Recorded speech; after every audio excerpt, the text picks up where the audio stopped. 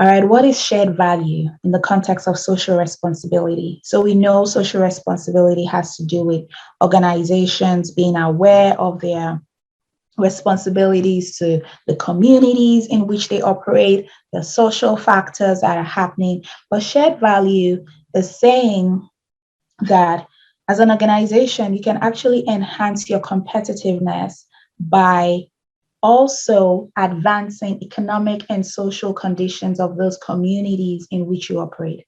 So it's not just you getting value from them, but also providing value to them, and it also being profitable for you. So let's say an organization goes to a place where most of the people have bad water sources, the water is contaminated, and the organization says, you know what, let's find a way to make this water good and pure and hygienic. And in doing that, they charge a small fee.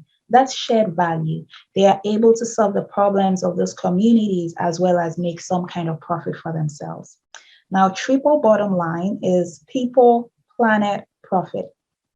Organizations should no longer look at profit alone, but should look at the financials, the social, and the environmental, which is the planet, and social is the people. What is strategic drift? Just like drift sounds like when someone is drifting away from what they should do, that's the same thing. An organization can have a gradual decline of competitive ability because they're no longer recognizing and responding to changes in the business environment. So they're literally drifting from what actually matters. So if you have a strategy and you just think, oh, this is all I'm going to do for the next year, things could change in a month whereby you have to respond quickly to that. And that strategy no longer even applies. So strategic drift has to do with a decline of that organization's competitive ability because it's no longer recognizing or responding to changes that affect the business. This is a picture that has to do with shared value. Yes. So it's here you have corporate social responsibility, the traditional way, and you have shared value, the new way that most companies are being encouraged to adopt. And so here you have most organizations just doing the traditional, addressing societal needs and maybe like philanthropy, just throwing money at the community. But here you have them actually addressing the societal needs with a business model.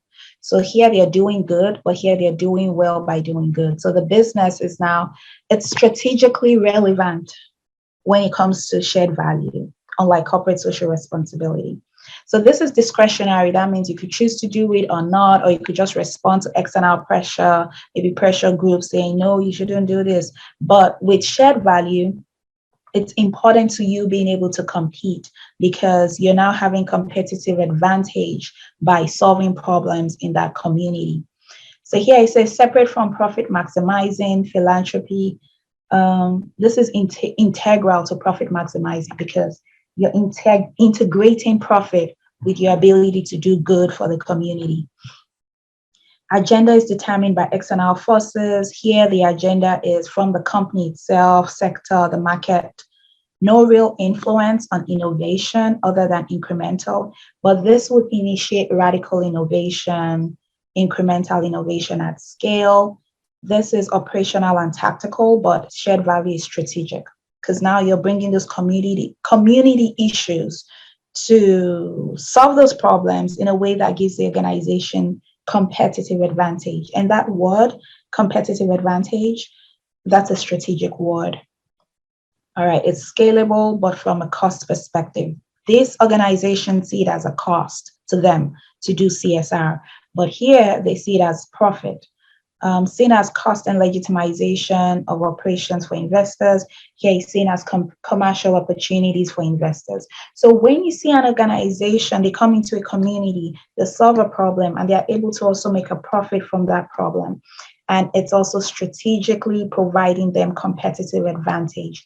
That is shared value. But when you see an organization just being forced to throw money at something and help with something, they're not looking at it from solving problems or in a way that is strategic for them, that's CSR. All right, question time. HR department of an oil and gas corporation intends to create short-term goals. An example of a short-term goal is all of the following except an action plan, SMART tactical goal, a work instruction, human capital management plan. So the answer here is D, because what you have with a human capital management plan, this is kind of HR's strategy. So HR's overall strategic goal, it's not short term at all.